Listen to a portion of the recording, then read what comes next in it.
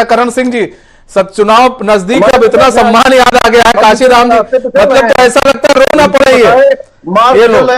अब बाबा साहब भीमराव अम्बेडकर जी हमारे आदर्श हैं, हाँ, लोहिया हमारे आदर्श हैं, हाँ, नेताजी मुलायम सिंह यादव जी हमारे आदर्श हैं। करण सिंह जी, आज काशीराम काशीराम ने जब हाथ मिलाया तब हमने सामंतवादियों को थका दिया, हाथ मिला करके, हाँ, एक दूसरे का हाथ पकड़ करके, हाँ, वही हम कह रहे हैं। तो करण सिंह जी यानी कि जरूरत है इन्हें उत्तर प्रदेश में, ठीक है,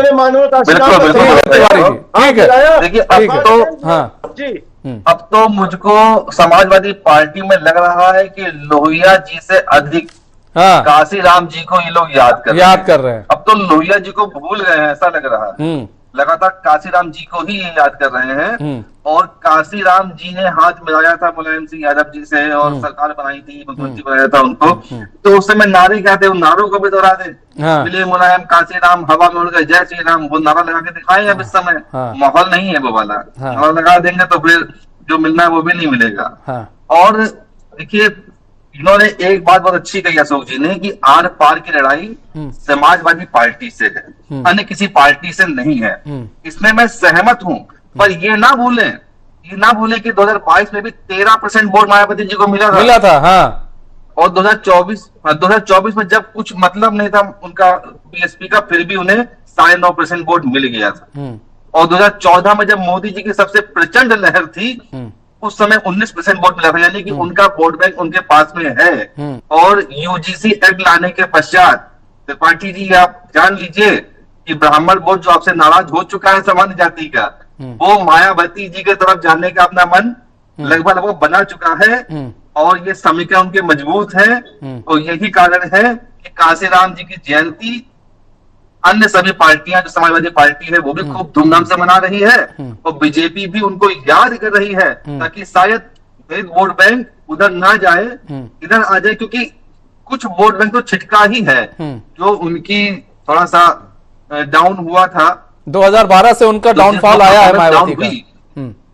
हाँ, जो डाउनफॉल आया उसके बाद से कुछ दलित वोट बैंक समाजवादी पार्टी में गया, कुछ भाजपा में गया, कुछ अब चंद्रशेखर में भी जा रहा है। मगर अगर ब्राह्मण वोट बैंक इनको मिल गया तो दलित वोट बैंक एक तरफ गिरेगा मायावती के पास, और कोई भी इनकी योजना जो आप काशीराम जयंती चाहे जितनी मना लीजिए, जो मायावती जी का दबदबा था वो आज भी है उनके पास। ठीक है, यहाँ पर अमरदीप त्रिपाठी जी, बड़ी बात है कि यूजीसी जिस तरह से आप लोग लेकर आए, पंडित वोट बैंक जो है वो तो खिसकेगा ही खिसकेगा, उनका कहना है, और इस पर नजर बारीकी से रखे हुए है बीजेपी।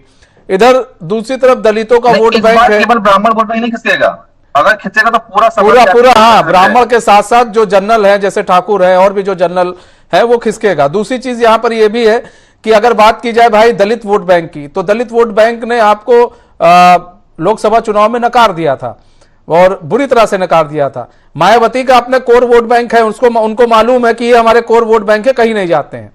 अब यहां पर तो रणनीति आपको ये बनानी है कि पीडीए से भी लड़ना है, मायावती से भी लड़ना है।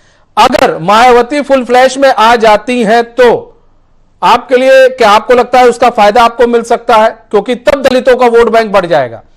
में जिस प्रकार से उत्तर प्रदेश के अंदर समाजवादी पार्टी कांग्रेस के द्वारा झूठी पटकथा लिखने का कार्य किया गया था, निश्चित रूप से उसका हम लोगों को नुकसान हुआ था। लेकिन उसके बाद में जनता ने इस चीज को देखा और महसूस किया कि ये लोग झूठ परोसने का जो कार्य कर रहे थे जनता के बीच में, संविधान बदल दिया जाएगा, दुनिया भर की चीजें हो जाएंगी, वो ऐसा कुछ हुआ नहीं। लेकिन जो दलित समाज के वोटर हैं वो निश्चित रूप से भारतीय जनता पार्टी पर आज भी भरोसा करते हैं, क्योंकि बहुजन समाज पार्टी पर आज उनका भरोसा उठ चुका है। उसका सबसे बड़ा मूल कारण है क्योंकि बहन मायावती जी जो काशीराम जी के उद्देश्य थे, मूलभूत उद्देश्य थे, उससे वो भटक चुकी है। कभी वो शायद दलित समाज के लोग भारतीय जनता पार्टी के साथ में फेविकोल की तरह चिपक गए हैं।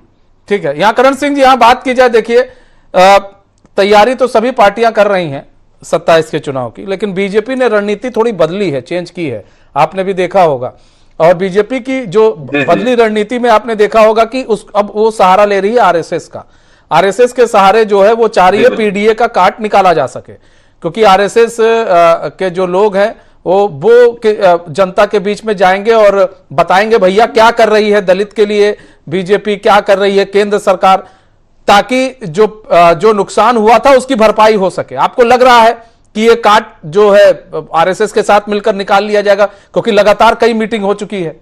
देखिए, पहले तो मैं एक बात अशोक जी को जवाब देना चाहूंगा। जो उन्होंने पहले कहा था कि हमारे साथ यानी कि समाजवादी पार्टी के साथ ब्राह्मणों का वोट बैंक है, सामान्य जाति के लोगों का भरपूर वोट बैंक है, तो उनका तो नारा ही पीडीए है। हाँ। तो पीडीए में सामान्य वर्ग के लोग तो पहले ही हट गए। उनके नारे में ही पीडीए में जो है सामान्य वर्ग है ही नहीं, तो उनको सामान्य वर्ग का वोट मिल ही नहीं सकता है। पहली बात तो ये है, सामान्य वर्ग का वोट बीजेपी के साथ में परंपरागत रूप से जाता रहा है। हाँ। अगर वो कहीं और जाएगा तो वो बीएसपी में जाएगा या अन्य कहीं जा सकता है, पर समाजवादी पार्टी में तो नहीं जाने वाला। ये तो एकदम फैक्ट बात है। दूसरी बात, आरएसएस की बात रही, तो आरएसएस जमीनी लेवल पे कार्य करता है, इसमें कोई दो राय नहीं है, और बहुत अच्छे से कार्य करता है, उसमें भी कोई दो राय नहीं है। पर उसमें भी 90% सामान्य जाति के लोग ही हैं, कार्यकर्ता के रूप में और पदाधिकारी के रूप में। ऐसे में वो कितना दलित वोट बैंक का लाभ पहुंचा पाएगा बीजेपी को, ये तो फिलहाल कुल मिलाकर देखिए, काशीराम इस समय जो है राजनीति का केंद्र बिंदु बने हुए हैं, और काशी